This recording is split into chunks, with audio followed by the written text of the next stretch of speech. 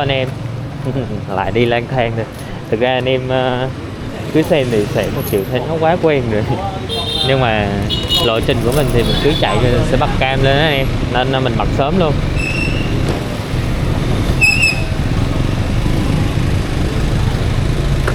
Thực ra đi trong trung tâm thành phố nhiều quá rồi, không có cái vị trí nào để đi lại cho nó khét nữa, nên là nhiều khi cũng ngại quay anh em ạ.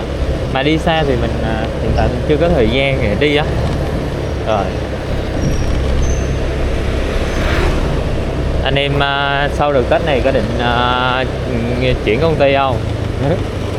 Tôi thấy là một số cái nghiên cứu hiện tại người ta đang nói là có một cái hiện tượng gọi là nghỉ việc trả thù á. Năm 2023 thì đã diễn ra một cái sự kiện tương tự. Đó là đây là cái công ty họ chuyên về nhân sự, họ làm thống kê thôi, tức là nó không đúng cho hoàn toàn, nhưng mà nó kiểu là xu hướng trong một cái nhóm đối tượng đã được nghiên cứu tầm khoảng vài chục nghìn người ấy. Thì ở một góc độ nào đó nó cũng sẽ là phản ánh một phần về cái suy nghĩ của người lao động khi mà mỗi lần mà sang năm mới. Và cái thực tiễn này nó cũng diễn ra nhiều. Ngày xưa thì làm mà ở một số công ty thì nó đều vậy cả, cứ sau mỗi lần Tết là chúng ta lại bắt đầu cái guồng tuyển dụng nhân sự ồ ạt. Nên là cái bài toán đặt ra ở đây ấy, thì là cái người quản lý á, thì bây giờ phải thiết lập lại mối liên kết với lại người lao động để mà giữ chân những người tài, người giỏi. Vì ở tôi nói cái môi trường nào ấy thì ngày xưa như tôi làm Hoa Sen tôi thấy rất là ok, nhưng mà cái người khác ấy họ thấy là Hoa Sen quá là tệ. Đấy, nên là tôi nhiều khi tôi không thể thuyết phục được những người làm cùng với tôi mà. Cho đến khi mà tôi cảm giác Hoa Sen tệ thì cũng không ai thuyết phục được tôi.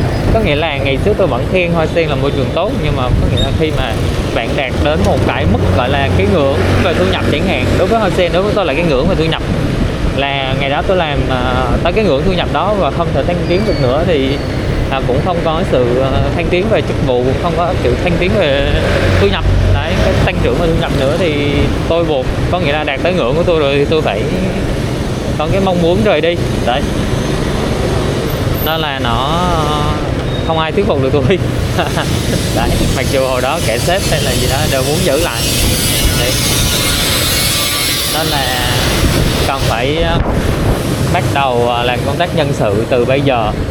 Và cái việc mà cái môi trường lao động ấy, nó tạo áp lực cho người lao động.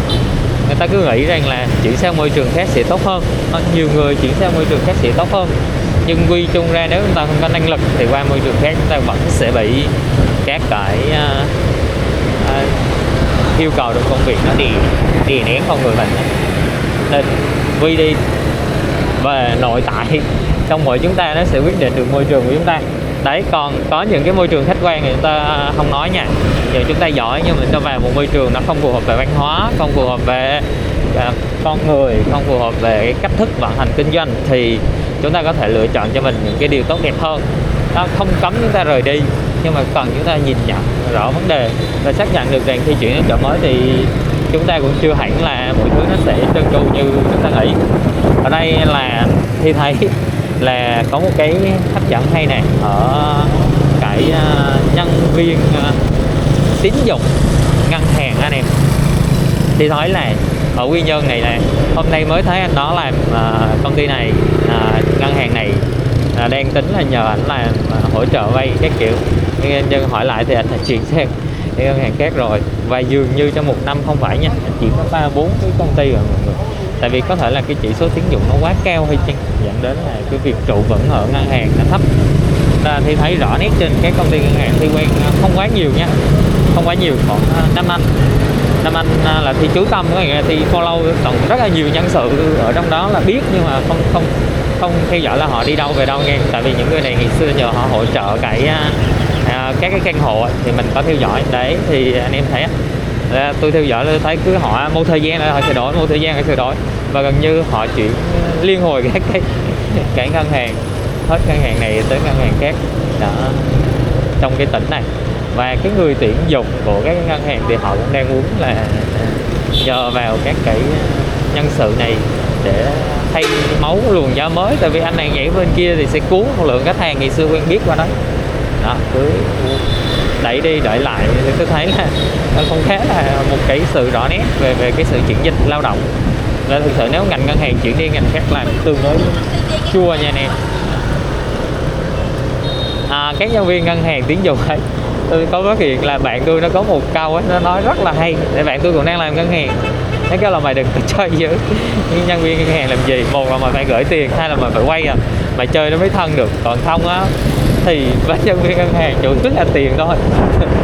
Thì không biết là anh em có đồng quan điểm với cái điều này không đó, nhưng mà tôi thấy là cái anh bạn anh làm trong ngân hàng đó thì chia sẻ như vậy, và một vài người tôi quen thì tôi cũng cảm giác như vậy. Nếu mà thực sự có công việc liên quan đến tài chính thì nó sẽ dễ nói chuyện, còn không á rất khó anh em họ bận lắm. Đấy, đó là cái chia sẻ và trải nghiệm cá nhân. Thì nếu anh em cảm thấy nó chưa đúng thì anh em có thể comment bên dưới nha. Còn qua Tết thì cũng vậy thôi. Mình cũng chưa có dự tính là làm ở đâu anh em, cũng phải lang thang vậy thôi, nên anh em yên tâm, kênh này vẫn cứ đầy những hình ảnh lang thang khắp phố phường Quy Nhơn thôi.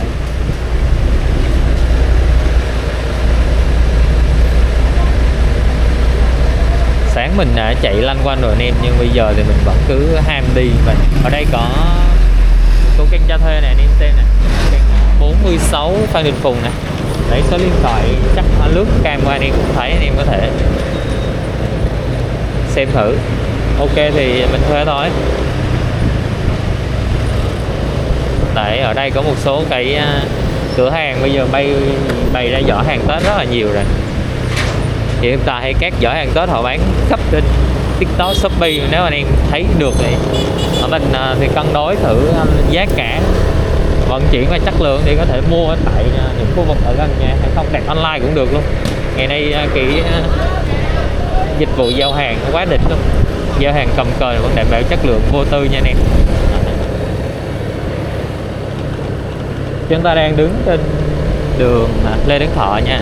Đây, đang di chuyển. Đáng lý là tôi hôm nay tôi đã quay nhiều video rồi, tôi muốn về nhà tôi nghỉ lắm, nhưng mà vẫn cứ ham đi anh em ạ. Tự đi lanh quanh để xem.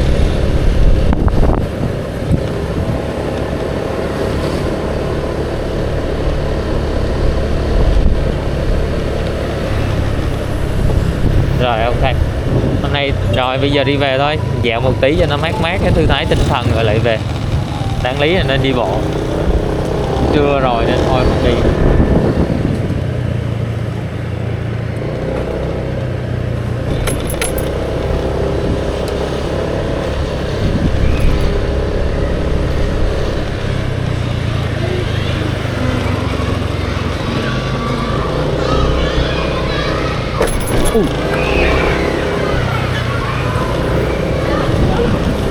Ta đang di chuyển với đường Trần Cao Vân và bây giờ là tầm khoảng 11 giờ 30, 10 giờ 30, để anh em hình dung cái thời gian.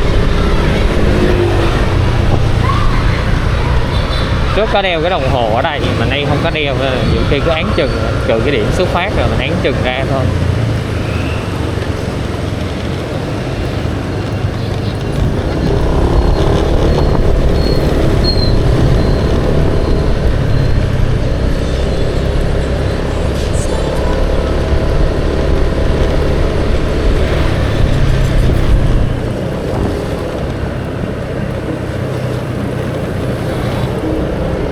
Đây là trên đường Trần Hưng Đạo nha mọi người, phía trước bệnh viện Hòa Bình này.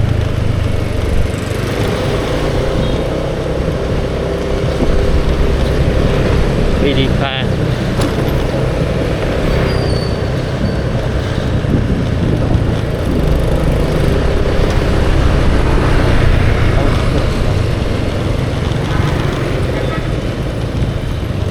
Ngân hàng Đại Dương. Bên đây là trụ sở BIDV. Ta đang kể với ông Mai Xuân Thượng nha. Đây.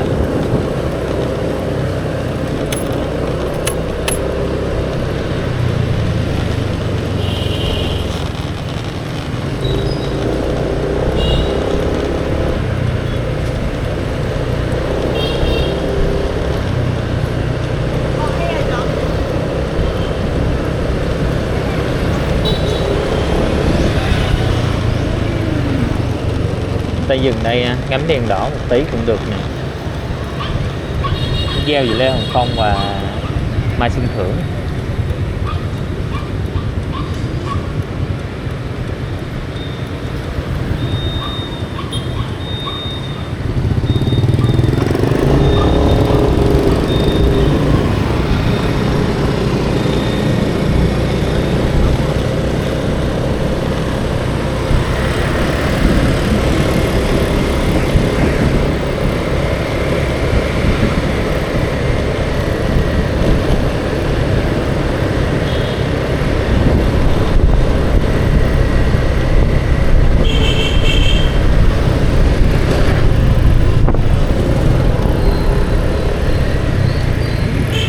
Cái là ngã tư này nè, nó không có đèn xanh đèn đỏ mà mọi người chạy ở đây hơi nhanh nè, đi nè, để ý. Và tôi xích bị ngã thấy mấy lần rồi vì các cái luồng xe tôi cũng không giảm mà người ta cũng không giảm á. Quên cái ngã tư nguy hiểm lắm, như ngã tư Ngô Quyền với Mai Xuân Thưởng á.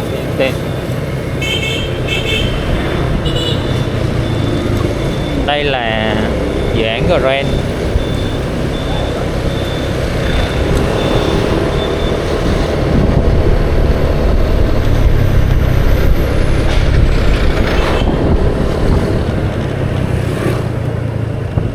Đó, bằng một cách thức nào đó tôi lại quay trở về cái đoạn đường Nguyễn Tất Thành này rồi. Ta sẽ chạy ra Nguyễn Thái Học đưa về nha. Rồi, ok. Anh em xem thì chắc đã biết là tôi đã quay trở lại đoạn trước của video rồi.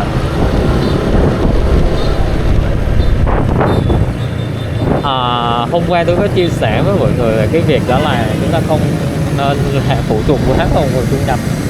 Tôi thì tôi đang là trí tuệ nhân kết, tôi phụ thuộc quá vào một sản phẩm đến bây giờ tôi đã phát hiện ra nó đã đến cái thời kỳ downtrend rồi anh em ơi. Điều tôi lo sợ đã xảy ra, dù biết trước trong lòng vẫn hụt hẫng anh em ạ. Tại sao chu kỳ nó không dài hơn đấy, tại nhiều khi biết rồi vẫn chạnh lòng, thú hồi như chúng ta đầu tư mà chúng ta không biết. Những nhà đầu tư mà không biết là sau khi đầu tư xong tiền mình sẽ đi đâu thì đó là rất là cực kỳ nguy hiểm, siêu nguy hiểm nha anh em. Đó.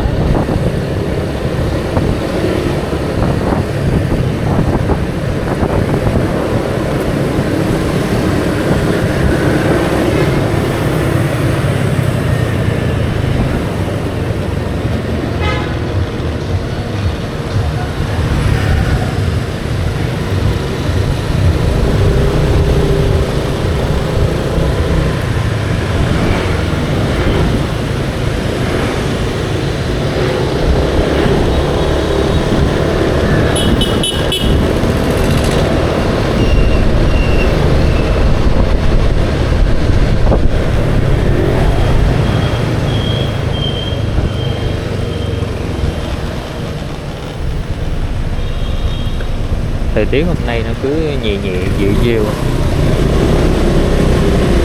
như Tết, ưng ghê.